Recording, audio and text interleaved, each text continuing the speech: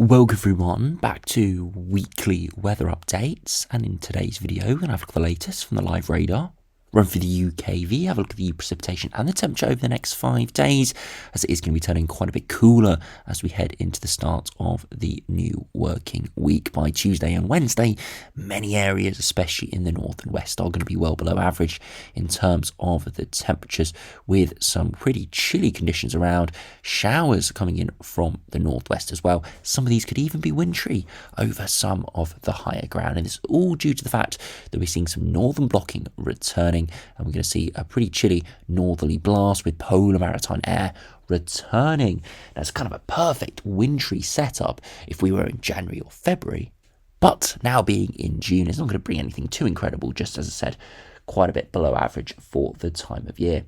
Further southwards, we are still going to be impacted by that colder air, but because we've got quite a long land track for that air to travel, it will warm up, and areas towards the south and the east are still likely to get to around average for the time of year, still maybe in those mid to high teens mark instead of the high single digits or low teens like it'll be further northwards. As we look into the longer range, we are likely to return back towards average, but that northern blocking signal does stay within the model output for the foreseeable future, so I wouldn't be surprised if we remained fairly showery with colder interludes throughout the first week or two of June. So no real sign of anything majorly warm, but it is still looking fairly dry, just on the chilly side, unfortunately. So do remember, if you enjoy my videos, make sure you like and subscribe, and remember to follow me on Twitter as well, the link's in the description. Now, if you start on the live radar, you can see that it's actually a very dry and warm day today, and that's because the high pressure that is moving out to our west is still over the top of us at the moment, but it is slowly transitioning away. Today, we've kind of got the best of both worlds. We've got high pressure over the top of us, but still got that warm air in place. High pressure will still be around into this upcoming week, but it will replace that warm air with cold air from the north. So you can see there's a bit of rain across Scotland, and this is just a little bit of that cooler air starting to push in off the North Atlantic. But if we look further southwards and put those temperatures on, look at it, widely into the low 20s. Some oranges developing here, which is indicating that that 20 degree plus area, and it's looking really quite stunning, like a really nice summer's day out there. Unfortunately though, it's kind of a 1 day hit with those conditions deteriorating, especially from the north through tomorrow. Now, if you look at the latest UKV, you can see through today it's pretty stunning conditions for most. But that precipitation will start to pep up a little bit further northwards overnight tonight, slowly transitioning southwards. It's initially a very weak cold front, as that transition is fairly slow. And you can see into tomorrow, it still will be fairly dry, maybe warm in places, but with thicker cloud and the overall upper air temperatures dropping, it probably won't be quite as warm as it is today. As we progress though into Tuesday, you can start to see more rain in the north, and then we start to see some wintry showers potentially even developing across Scotland. Through Tuesday afternoon, you can see that transitioned to much fresher conditions. Behind those bands of precipitation across the Midlands, Wales and Northern England, behind that is that cold polar maritime air, and it's in for all by Tuesday evening into Wednesday. You can see further northwards, quite a showery regime, further southwards drier, and that's because of the long track over land, and of course it will warm those temperatures up a bit, but still for most it will be below average for much of the working week. This pattern continues into Thursday and into Friday, and you can see it's kind of a repeat every day. Showers, especially in the north and west, chilly conditions around, sunnier and warmer further south and eastwards you go. Now, we see the reason for this is because if we look at the mean sea level pressure, high pressure heading out into the Atlantic, and you see those isobars starting to tilt in from the north and northwest by Tuesday into Wednesday, and it does flood in cold polar maritime air. And you can see that here from warm air getting replaced through Monday into Tuesday by that fresher air, which does dominate through much of the working week. It does retreat away by the end of the week into next weekend, and that's inevitable because we are now into the summer months. It's really impossible to keep this much below average air for long, but it still will be in place for a good few days this upcoming working week. Now, if you put on the max temperatures, you can see through this afternoon widely into the low 20s, maybe even mid 20s, 23 or 24. The top spot there through somewhere in the West Midlands, South Wales or Southwest England. But into tomorrow, it will be cooler. Still maybe a 22 degrees somewhere, but most areas are back into the high teens. And you can see by Tuesday afternoon, cooling down further. Again, 20, 21, maybe in East Anglia, Essex, or the far southeast in Kent. But look at the north and west. Many areas struggling to get into the double digits over higher ground. And low-lying areas, maybe only 13 or 14 degrees. So a considerable cool down. And Wednesday, you can see all are much cooler. Most are in the mid to low teens. Far southeast, maybe upper teens. As I said, you can see how that transition from much cooler conditions to more towards average conditions does go from the northwest to southeast, and it's all due to the fact that the air warms up as it heads over more land. So that's why we're seeing this sort of split, this sort of gradient from the northwest to southeast. It's all due to the strength of the sun this time of year, allowing that land temperature warm up and inadvertently warming the air up as well. You see that continues into Thursday as well. Warmest in the southeast, coolest in the north and the west.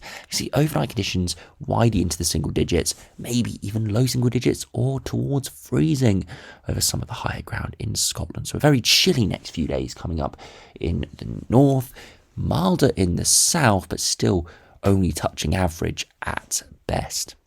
If we do have a look at the longer range though, if we start on the latest GFS, you can see that high pressure moving out into the Atlantic, those northerly winds arriving, keeping us chilly all the way through the working week. Into next weekend, high pressure does topple back in, but we keep the northerly tilt, which does keep it a little bit chillier and more unsettled, and that continues all the way to the end of the run before eventually the Atlantic opens back up. But you can see this northern blocking signal with high pressure towards Greenland and Iceland does continue through much of the first half of June, and that will keep these northerly interludes and these greener colours continuing to try to push in from the north, and those are colder Arctic air masses, or remnants of cold Arctic air masses. You can see this emphasised on the 850 HPA potential equivalent temperature, showing you the remnants of those blues coming in from the Arctic over the course of the next couple of weeks, away from all the oranges to our east and our south, which would indicate more in terms of summer conditions. Now, if you look at the latest GM, again, very similar, northerly winds pushing in, that blocking up towards Greenland and Iceland continues again all the way to day 10. Again, high pressure is generally in control, so it will probably be fairly dry. But you see the air is coming in for the north, and there are chillier conditions underneath there. You see lots of blues for northern central Europe here, just indicating that northerly flow with a negative NAO, allowing those winds to be coming in straight from the Arctic. I will emphasise it is June, so it is impossible to see anything amazingly cold. Anyone saying widespread snow or anything actually cold is not looking at the reality. Yes, it will be below average for many in the north, less so further southwards, said because of that warming feature of the land,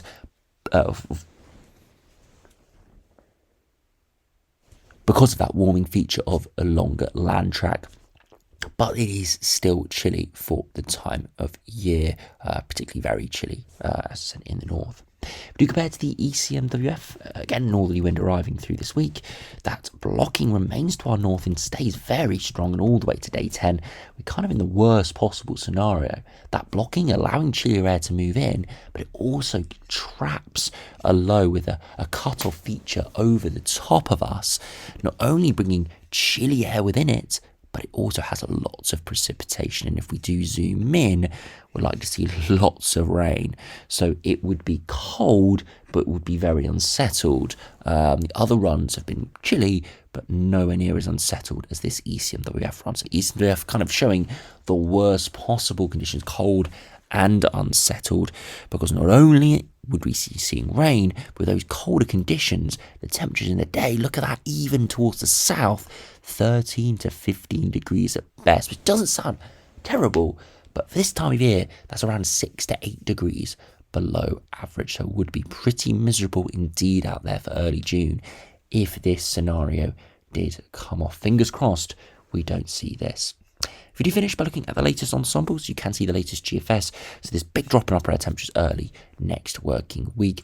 Below average by around 5 degrees. As said, it's not quite as strong in the south because of the moderation we do see, but we do generally see that transition back towards average by the 10th of June, and then it hovers around average through the middle portion of June there.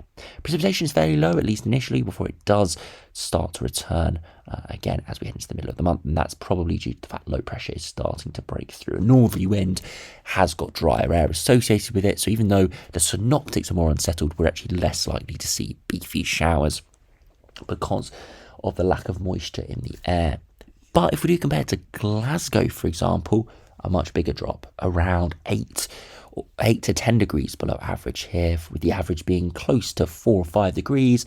We're looking down to -3 or -4, so yeah, about 8 degrees probably below average for this time of year, and taking a little bit longer to get back towards average. And you can see it is more unsettled, with closer to the source of moisture being the North Atlantic, so it would be chillier and it will be more unsettled. So you can definitely see that north-south split appearing here. If we do compare to the ECMWF ensembles as well, just to finish off, again we can see that we're seeing that big dip as we head into the next working week, and it takes quite a long time to get back towards average, really only getting towards average by the middle of the month, so quite a prolonged period of slightly below average temperatures. Again, we might not feel it, especially when we get close to average. Again, we might not feel it all too much at the surface, especially with dry conditions and sunnier conditions, but definitely could start June off on a chilly note. We'll have to wait and see exactly how it does play out, but for the time being, definitely don't expect anything majorly warm or anything in the remoteness of a heat wave. No chance at all in the near future or foreseeable future. No signs. We'll have to wait and see. We cannot see northern blocking in a heat wave. It's almost impossible. So we'll have to see that northern blocking signal disappear. And once that disappears, then we can be talking about something a bit warmer. And when I mean a bit warmer, I mean sort of 25 degrees plus. This time of year, a dry day, sunshine like we're seeing today, it's very easy to get to sort of 22 to 24, which is average to slightly above average. To get anything more than that, then we'll have to see some actual proper dry conditions and some actual proper warm air pushing in, and we cannot get that with the scenario we're looking at the moment. So anyway, thanks for watching. Hope you enjoyed. Fingers crossed something warmer does come in the horizon, and I'll see you again for another video soon.